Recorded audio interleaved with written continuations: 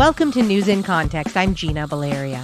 In this episode, we explore how trauma and stress impact journalists and an evolving sensibility among those who practice journalism that self-care and safety must become more integral parts of the work of informing the public, bringing information to light, and holding power to account. This conversation had begun prior to 2020, but it's come to focus this year with the COVID-19 pandemic, journalist safety being threatened by authorities during social justice demonstrations, coverage of natural disaster after natural disaster, and a general deterioration of public trust coupled with a president who's spent 4 years calling the credibility of journalists into question. My guest is Dr. Elana Newman, McFarlin Professor of Psychology at the University of Tulsa and Research Director for the Dart Center for Journalism and Trauma, which advocates for and educates about ethical, thorough, and compassionate coverage of trauma stories and those affected.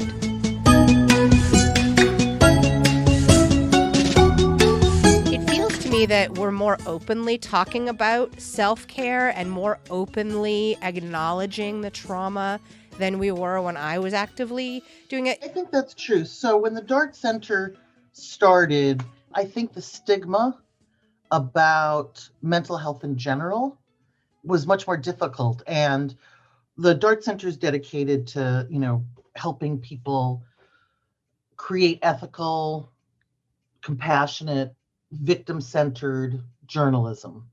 And at least in the U.S. context, and we are international, but in the U.S. context, people were more than willing to talk about how to interview a survivor sensitively. But when it came to talking about the impact on oneself, people were very hesitant. And I think the issue of talking about how difficult this work can be was much more stigmatized. And I think that for many reasons that the stigma is finally turning. And it's really interesting because in many ways, journalists are the first on the scene group to start this conversation. Police were ahead of firefighters, but journalists were very reticent to talk about these issues. So I do think that's true. And I think in general, since the pandemic started, everyone is more willing to talk about not necessarily trauma responses, but just more how do you deal with chronic stress that we all, are dealing with as a culture, as a world. Yeah. Great point, because this is not just journalists. This is everybody right now. And that distinction between the immediate trauma of a massive breaking story and that long-term chronic stress of covering those car accidents over and over again, those fires over and over again, can lead to some similar outcomes. You mentioned the pandemic. Was there any other shift in why journalists finally decided to be open to talking about this? Well, I think there are a number of things. I think there are generational differences. I think that younger journalists are more willing to talk about their reactions. I think the whole notion about what does objectivity look like, first-person journalism, citizen journalism. I mean, there's a whole sort of change in first-person accounts, I think. And I think some of it's just a generational approach. In the U.S. context, journalism has become more dangerous. I mean, it's always been dangerous for certain kinds of work. I mean, people knew going to a war zone, they would cover those kinds of things. But, now in the US, it's very dangerous to cover a political rally. Who would have ever thought that? The discrimination and the incredible anti-media. Journalists used to be the people who were protected. If you said you were a journalist, everyone would try to keep you safe. Now, if you say you're a journalist, in many contexts, you're attacked. So I think that the assault on journalists and on basically freedom of expression has really changed some of that conversation. I think in general, acceptance of mental health problems has changed as a culture. I think trauma-related problems are less stigmatized, thanks in part to some of the coverage actually on journalism. So there's a whole variety of reasons. I also think that, in the last 20 or 30 years, we have better psychological interventions. The point you made about coverage. When you're going to cover a story, initially we wouldn't put ourselves in the story or wouldn't relate that to ourselves. But the more and more we started covering issues of mental health and issues of stress and trauma, there's something there about turning the mirror back on and recognizing that I'm feeling that way. And that's an important point and lends itself to the importance of coverage. And so I guess what I'm asking you is how important is it to cover those stories? And also at the DART Center, you do a lot of work about guidance, tips for how to cover it. So I'm wondering if you could talk a little bit about that coverage, the importance of it, and how DART helps support that. I'm a clinical psychologist and I'm a professor and I teach, and I've been a trauma expert for a long time. So I teach about trauma, train people how to become clinicians, and all of that is very important in addressing mental health. But journalists can make such a greater impact by the stories they tell to a larger group of people than I probably will ever touch as a clinical psychologist. Journalists have a role in really explaining the experiences of people and helping people make choices. We have to make a lot of choices about laws that involve survivors, that involve mental health. And so journalists have such an impact, I think, on societal understanding to tell compassionate, important stories about people who've experienced violence, injustice is such an important task. And it's always been the task of journalists, but it's not been the task to think about it from a trauma frame.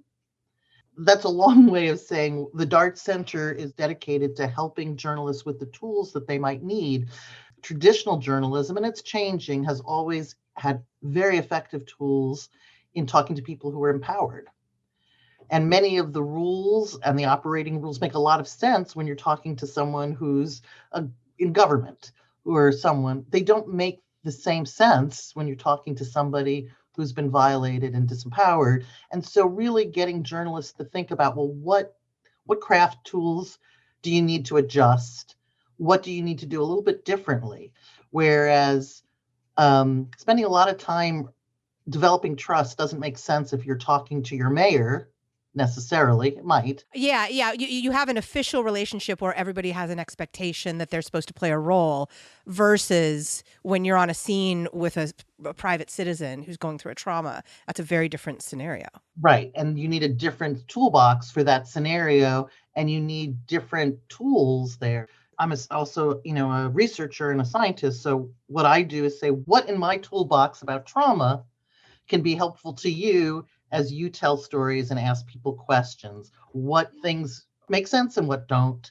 And as a center, that's what we do. What are the things we need to know about covering suicide, covering community violence, talking to someone who's been violated, talking to someone at the scene of a disaster? Some of the great data that you've put together, or that DART has put together, what exactly is a traumatic event and what exactly is trauma? And so, of course, those, like as we said earlier, those automobile accidents, the fires, and then all the way to war and disaster. And we're experiencing right now. I'm in California. I'm in Northern California. Every year fires. Yeah. Every year evacuations. And they're getting worse. And it's getting worse. And that is so traumatic. And the journalists who cover it are often in the community and also affected. Even if they're not, they're empathetic to the people who are affected. The Gulf states are experiencing hurricanes. And as you said, we've got social justice issues with the Black Lives Matter movement that have always been there, but now we're actively trying to push back on. And that's led to not only trauma among affected parties, people of color, women, but the journalists who are covering are also now not only experiencing the empathetic trauma of the people they're covering, but the trauma of being targeted in those protests as well. And then we've got that slow boil of trauma, or that active stress of a presidency that whatever side you're on is definitely led to polarization and concerns about democracy. And then finally, the COVID-19. I would deconstruct that a little bit. We tend to talk about trauma and use that word to describe everything sometimes, from everyday stress to other stress. But technically, mental health experts, particularly using sort of the diagnostic manual from psychiatry, define psychological trauma in a very, very limited way. In the world of psychology, psychiatry, mental health, it has to be something where there's threatened death, serious injury, or sexual violence. For journalists, it comes in sort of 2 or 3 forms, as we were just talking about. There can be being directly there, being the direct target. Then there's witnessing the traumatic events as they're occurring to others. So, journalists are professional witnesses, so they're seeing it as professional witnesses. There is also what I would say is indirect trauma. In my view, empathetically engaging with someone who's experienced violence, particularly when you're not trained to deal with all those emotions, is another form of exposure that's probably a little bit different in its effects, but there is an effect of that, as you were talking about. Then there's the stress of being a journalist under the current conditions, occupational job stressors, deadlines, the changing industry, the reliance more and more on freelancers. I mean, we can go through all sorts of ways in which the industry itself is stressful, shift work, dealing with editors. I mean, there's a whole series of stressors just of the work, which can be very satisfying. One of my students found that it isn't trauma, it's trauma plus those occupational stressors together that sometimes makes it more toxic, as you were saying. And then there are ongoing chronic kinds of stressors as well. So I would just disentangle a few of those because I think they're different solutions and different ways of thinking about, well, what kind of training, how do you help if you separate those? Yeah. So let's do that. Let's go through and talk about the first category of traumas and what are some things that journalists can do to cope with those, or that journalism students can do to prepare themselves. Let's start with direct. I mean, obviously, one thing that has also changed and I think has made psychological trauma more present is safety training. I mean, it used to be that hostile environment training was for the very few. And I think now it's more of an industry standard. It's something now more and more students are getting. But as part of safety training, my students and I, we look at training, and what people said is that lots of these trainings, they're useful, but they don't include enough about psychological preparation, and they don't include enough about gender violence and specific needs regarding those areas. And just like one would make a plan for the physical, what do you do when you're in physical danger? The same things come, what do you do when you're in psychological danger? So planning and being aware of the signs, sort of for the direct exposure. Then it's the same thing I would say for witnessing those events. And there's evidence to show that training in general makes people more resilient.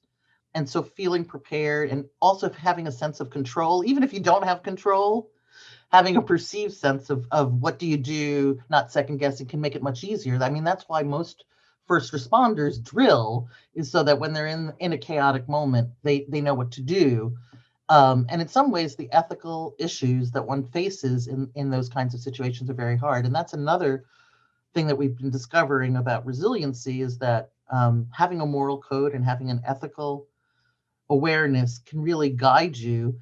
So I would say that being an ethical journalist is also a way of coping, which is if you know that you're acting responsibly in the best interest of journalism, that can be really a helpful way to respond. Oh, I really love that.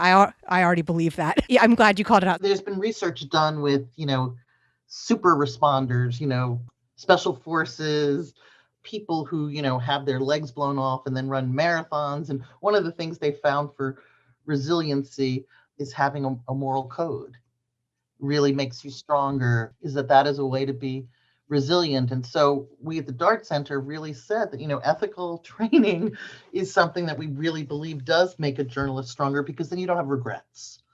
There's a new concept in mental health called moral injury. And it's this idea that instead of a psychological injury, it's been mostly applied to military, that there can be a spiritual wound that needs to be healed in a different way when you feel guilt about acts of omission or commission, particularly in war zones. I also think this, and I have a student who's starting to look at this, and there's been a couple of studies just out looking at the issue of moral injury in journalists. To what degree is there moral injury if you feel like you haven't behaved ethically? And a few studies have shown that ethical regrets predict some psychological distress in journalists when they've covered things. It's one component. Yeah, I really appreciate that. And I also appreciate the idea of building resiliency by preparing. One thing I've started to do, and again, this is fairly new, but in the past couple of semesters, is include in my journalism classes teaching about online harassment and really calling that out and naming it and being intentional about talking about it so that students know this can be a part of the landscape, especially for women or people of color. And here are resources, and here's how some people are coping with it. Here's how some people are not coping with it yet because we're trying to figure it out. But I feel like the students really want that. As you said, it's a different mindset about what they think is important. I love that these students speak up, honestly. I think it's pushing us to deal with these things better. You're listening to News in Context. I'm Gina Valeria. We're talking with Dr. Elana Newman, McFarlin Professor of Psychology at the University of Tulsa and Research Director for the Dart Center for Journalism and Trauma. Vicarious trauma is really the area that is hardest for journalists. When I train clinical psychology students, the concept is you have to take care of yourself in order to take care of other people. But they're trained in the issues of emotional literacy. And what I find really interesting is that the training of journalists, we don't start talking about emotions till we talk about audience.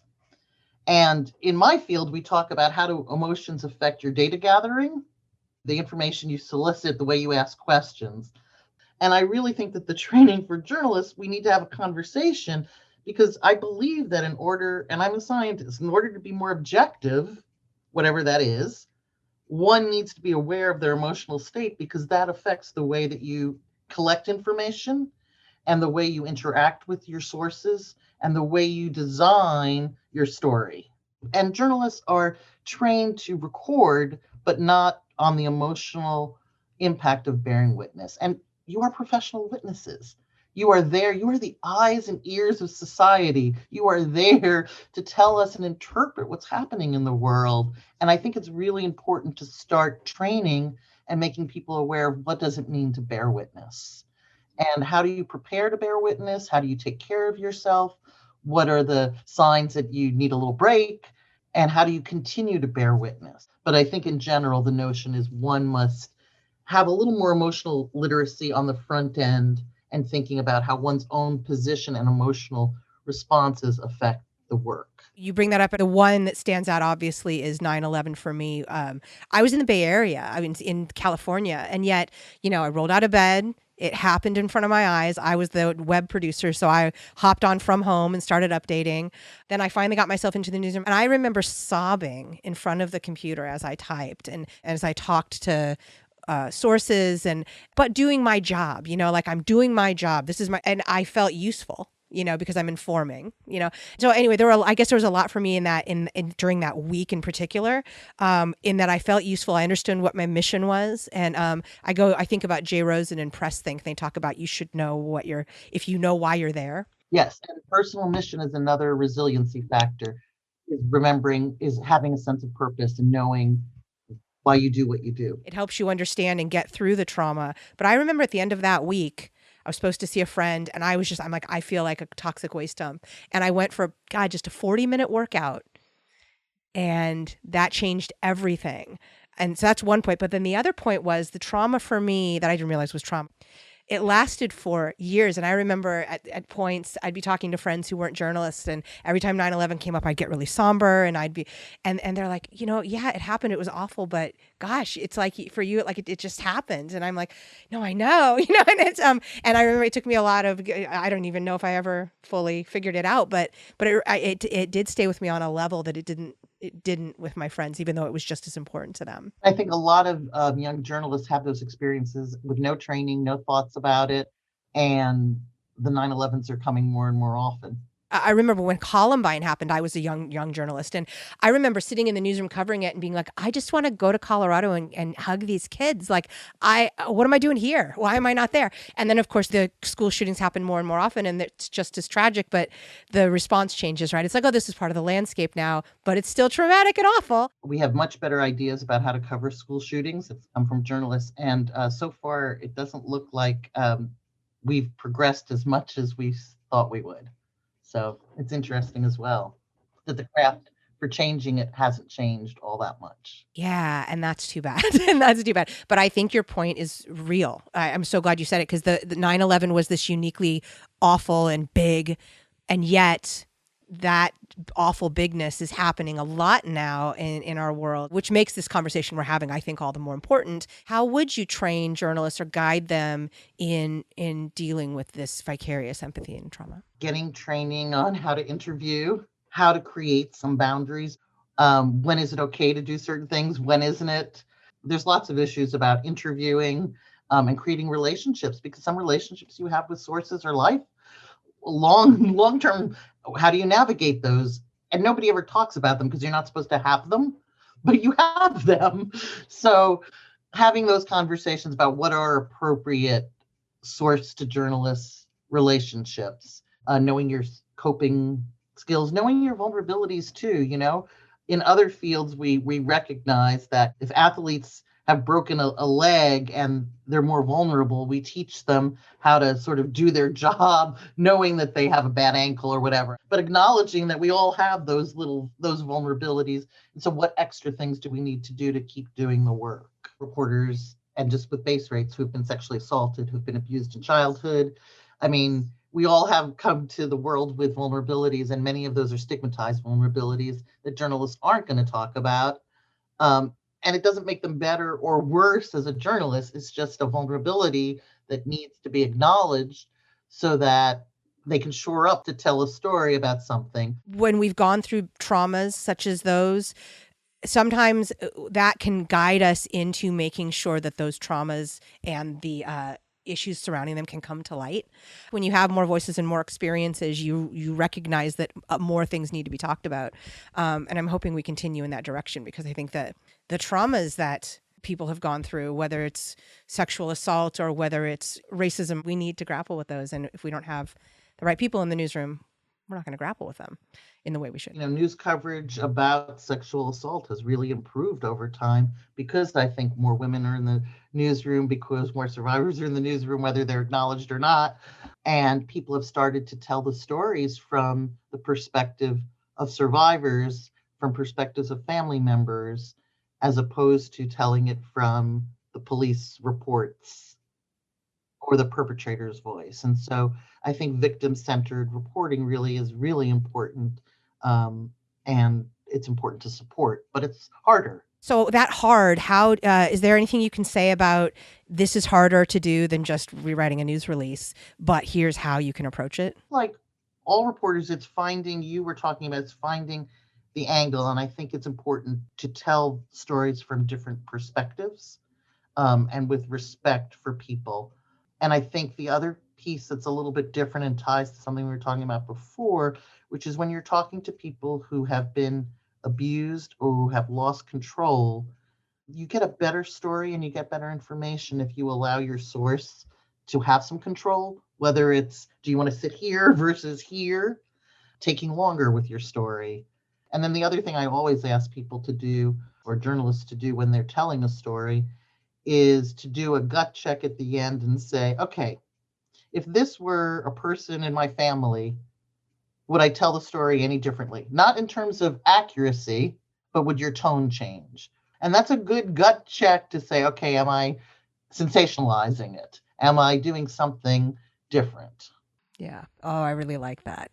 All right, let's talk about that next group, long-term stress. So I like to distinguish burnout, which is when journalists can get exhausted, but trauma-related distress usually is more about this, like you were talking about 9/11, like there's a specific aspect of it that has to do with the trauma. Then there's just, journalism work is hard. And I worry about burnout among really good journalists who are just tired and they become cynical. They're always skeptical, and it's good to be a skeptical person. That's very important for a journalist. But when it moves into being cynical all the time, and so cynical that you can't ever be optimistic, so at its extreme, and feeling exhausted all the time, that can be burnout. And I think that self-care is, we're using it for traumas, but self-care techniques are really designed for before things get extreme. Most people are resilient when it comes to trauma, except if the load gets too much, or if it's combined with other things.